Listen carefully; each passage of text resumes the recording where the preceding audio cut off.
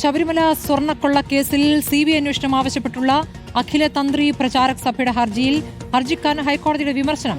എന്താണ് സംഭവിക്കുന്നതെന്ന ധാരണയില്ല എന്നാണ് വിമർശനത്തിൽ പറയുന്നത്. കേസിലെ പ്രതികളെ സംരക്ഷിക്കാനാണ് തന്ത്രിസഭയുടെ ആക്ഷേപം. പ്രതികൾ നിരപരാധികളാണെന്നാണോ വാദമെന്നും ഹൈക്കോടതി ചോദിച്ചു. ഹരി മോഹൻ വിവരങ്ങളുമായി. ഹരി, വളരെ പ്രധാനപ്പെട്ട ഒരു പ്രതികരണമാണ് ഇപ്പോൾ കോടതിയുടെ ഭാഗത്ത് വന്നിരിക്കുന്നത്. തന്ത്രി സഭ ഈ കാര്യത്തിൽ എടുത്തിരിക്കുന്ന നിലപാട് CBI അന്വേഷണം വന്നാൽ തന്ത്രി കേസിൽ നിന്ന് രക്ഷപ്പെടും എന്നതാണോ? ഇതാണോ കോടതി ചോദിക്കുന്നത്?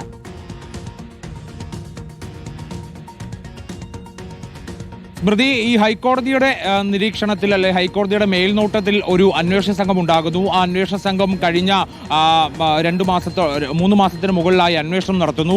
അങ്ങനെ ഒരു അന്വേഷണം നടത്തുന്നതിൽ ഹൈക്കോടതി പൂർണ്ണമായി തൃപ്തി രേഖപ്പെടുത്തി നിൽക്കുന്ന ഒരു പശ്ചാത്തലത്തിൽ കൂടിയാണ് CBI അന്വേഷണം വേണമെന്നുള്ള ഒരു ആവശ്യവുമായി അഖിലതന്ത്രി പ്രചാരക സഭ രംഗത്ത് വരുന്നത്. സ്വാഭാവികമായിട്ടും ഹൈക്കോടതിയെ സംബന്ധിച്ച് അങ്ങനെ ഒരു കേന്ദ്ര ഏജൻസി അന്വേഷിക്കുന്നത് ഈ ഘട്ടത്തിൽ അഭികാമ്യമല്ല എന്നുള്ള നിലപാട് തന്നെ സ്വീകരിക്കേണ്ടി വരുന്നു. കാരണം ഇതുവരെ SITയുടെ അന്വേഷണത്തിൽ ഒരു അതൃപ്തി ഹൈക്കോടതി രേഖപ്പെടുത്തിയിട്ടില്ല. ഈ ജാമ്യാപേക്ഷയൊക്കെ പരിഗണിക്കുന്ന സമയത്ത് മറ്റൊരു ബെഞ്ച് മാത്രമാണ് അതിൽ എന്തെങ്കിലും തരത്തിലുള്ള അതൃപ്തി രേഖപ്പെടുത്തിയത്. പക്ഷേ ദേവസ്വം ബെഞ്ചിനെ സംബന്ധിച്ച പൂർണ്ണമായ തൃപ്തിയുണ്ട്. മാത്രമല്ല, ഈ തന്ത്രി കണ്ഠരര് രാജീവർ അറസ്റ്റിലായതിനു ശേഷമാണ് ഒരു CBI അന്വേഷണം വേണം എന്നുള്ള കാര്യം പ്രചാരക സഭ ഉന്നയിക്കുന്നത്. അതുകൊണ്ട് തന്നെ സ്വാഭാവികമായിട്ട് ഹൈക്കോടതിയുടെ ഭാഗത്തുനിന്ന് ഒരു രൂക്ഷ വിമർശനം തന്നെ അഖിലതന്ത്രി പ്രചാരക സഭ, അതായത് CBI അന്വേഷണം വേണമെന്ന് ആവശ്യപ്പെട്ടുകൊണ്ട് ഹർജി നൽകിയവർക്കെതിരെ ഉണ്ടായിരിക്കുന്നു എന്നുള്ളതാണ് ഏറ്റവും പ്രധാനപ്പെട്ട കാര്യം. അതായത് ഇതേവരെ 10 ഇടക്കാല ഉത്തരവുകൾ ഇത് സംബന്ധിച്ച് ഹൈക്കോടതി ഇറക്കിയിട്ടുണ്ട്. അന്നൊന്നും തന്നെ ഇത്തരത്തിലൊരു ആവശ്യം ഉന്നയിക്കപ്പെട്ടിട്ടില്ല.